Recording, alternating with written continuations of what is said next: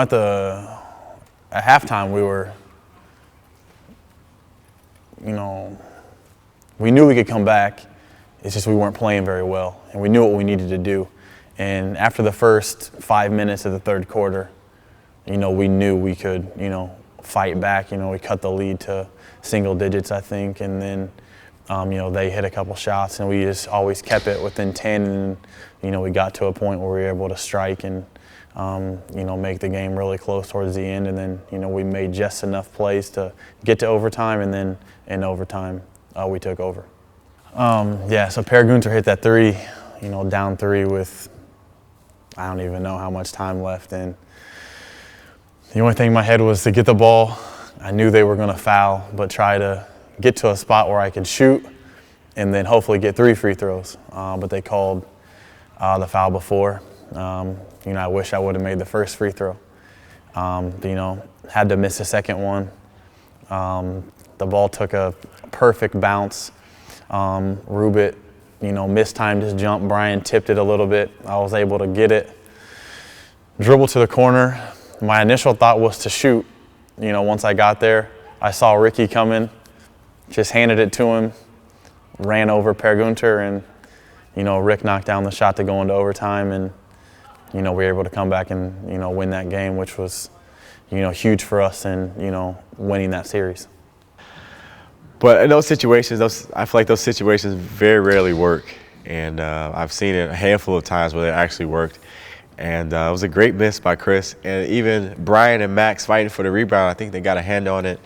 And Chris having the right mind to know we needed the three. And we kind of made eye contact. And it's a play that we've always make where Chris will be driving and then I'll make a move and he'll find me and get me the ball. And so from that point, it's something that we've done, I think, our whole career together. And this time it was just a bigger moment. But he got the rebound and I made a cut and he saw me and he was able to get me the pass, and I think he made a good screen on Per. But and then from there it was just a moment of the game. I just take a normal shot like I normally would. I didn't think about it being 3 seconds or whatever left, and it was a good feeling when the ball went in. Atmosphere was unbelievable. Just the electricity,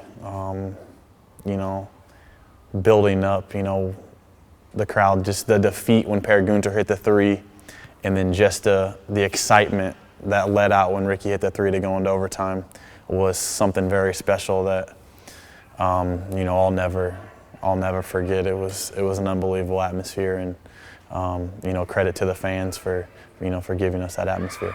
I just remember I felt like I had a good shot off, and I felt like I did everything I could, and I remember making the shot and just kind of turning to the fans, and everybody went crazy, and it was just, the fans were great that whole game. Even first half when we weren't playing well, normally I think teams down 27, you see people start to leave, but everybody stayed, and for me to make that shot and see the reaction of the fans, that was one of the best feelings I've ever had in my life. And I knew from that moment, I had no doubt that we would win in overtime. I just felt like we had the momentum, we had the crowd.